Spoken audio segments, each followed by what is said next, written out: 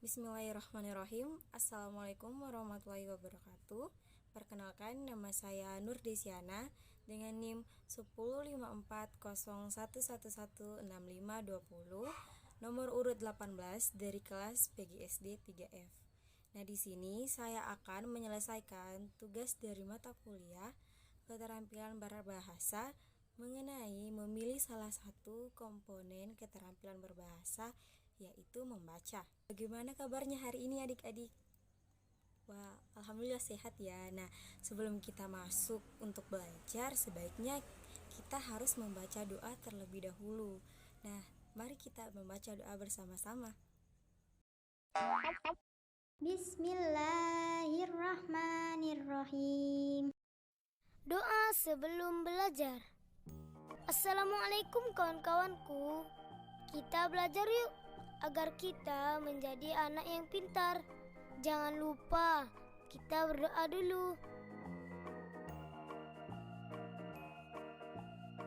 Rabbi zidni ilma warzuqni fahma. Ya Allah, tambahkanlah aku ilmu dan berikanlah aku rezeki akan kepahaman.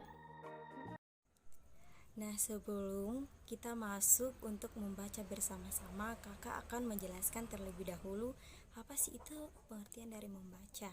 Nah, membaca adalah suatu proses yang dilakukan serta dipergunakan oleh pembaca untuk memperoleh pesan yang hendak disampaikan oleh penulis melalui kata-kata ataupun tulisan. Nah, membaca juga bisa dikatakan bahwa memberi makna terhadap bahasa tulis, atau dengan kata lain sebuah aktivitas memperoleh dan menciptakan gagasan, informasi, ide, mental dari segala sesuatu yang adik-adik telah baca. Nah, dari pengertian yang tadi kakak jelaskan, dapat disimpulkan bahwa membaca itu bisa adik gunakan untuk memperoleh atau kita gunakan untuk memperoleh pesan atau manfaat dari tulisan yang telah adik baca. Selanjutnya kita masuk ke jenis-jenis membaca. Jadi dalam membaca itu bukan hanya langsung membaca saja ya adik-adik, tetapi juga kita harus memperhatikan jenis-jenis membaca. Yang pertama adalah membaca yang bersuara. Nah, membaca yang bersuara ini sendiri terbagi lagi. Nah, yang pertama adalah membaca nyaring dan keras. Membaca nyaring dan keras bukan sampai didengar oleh satu sekolah ya, tetapi adik-adik yang lainnya bisa mendengar apa yang adik ucapkan dengan jelas dan bisa menangkap apa yang adik ucapkan. Nah, yang kedua adalah membaca teknik. Nah, membaca teknik ini adik harus memperhatikan yang pertama yaitu cara mengucapkan bunyi bahasa meliputi kedudukan mulut, lidah, dan gigi kita. Nah, yang kedua, adik harus memperhatikan tekanan kata sesuai dengan yang adik baca dan tanda baca ya, misalnya tanda titik dan tanda tanya itu untuk apa. Nah, sedangkan pada tanda tanya sendiri itu membaca harus seperti kayak apakah hari ini sudah makan. Nah, contohnya yaitu ya harus dengan tanda tanya dan sesuai dengan artikulasi kita dan mimik muka kita. Nah, yang ketiga adalah membaca indah. Nah, membaca indah ini sendiri seperti membaca lagu. Jangan tanpa ekspresi, misalnya saja kita sedang membaca lagu yang sedih, mimik kita harus sedih juga. Dan jika kita membaca lagu yang bahagia, kita harus mimik muka dengan ceria. Nah, yang kedua yaitu membaca tidak bersuara. Nah, membaca tidak bersuara menuntut adik-adik agar lebih teliti dan bisa berkonsentrasi untuk bisa mendapatkan informasi atau mengetahui makna apa yang tersirat dari apa yang adik baca. Nah, adik-adik, kita sudah masuk ke inti dari pembelajaran membaca. Seperti yang ada di gambar, sini, yaitu subtema 3 tentang bersyukur atas keberagaman, di mana kakak tadi kan sudah menjelaskan jenis-jenis membaca, yaitu membaca teknik.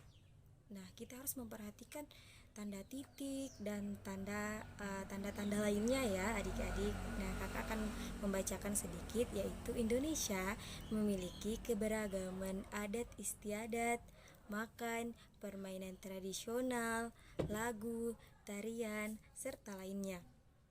Nah, adik-adik juga harus memperhatikan apa-apa saja yang telah dijelaskan, sehingga jika adik-adik diberikan pertanyaan, adik-adik bisa menjawab pertanyaan tersebut dengan mudah.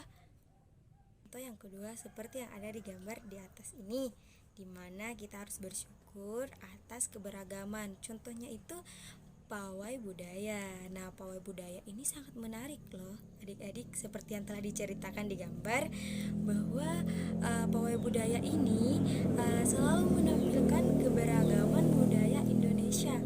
Nah, adik-adik, bisa dikatakan bahwa membaca itu banyak sekali loh.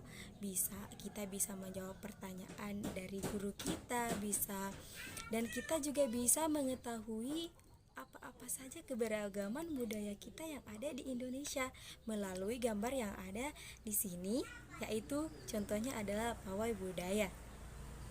Selain itu telah diceritakan di gambar yang ada di sini bahwa yang menantikan pawai budaya bukan hanya anak-anak, tetapi kakek Udin pun juga terlihat sangat menanti pawai budaya tersebut. Nah, dari penjelasan kakak dari awal sampai akhir, bisa disimpulkan bahwa membaca adalah kegiatan penting karena dapat mendukung kemampuan kita untuk berbahasa dan berkomunikasi kepada teman-teman, orang tua maupun yang lainnya.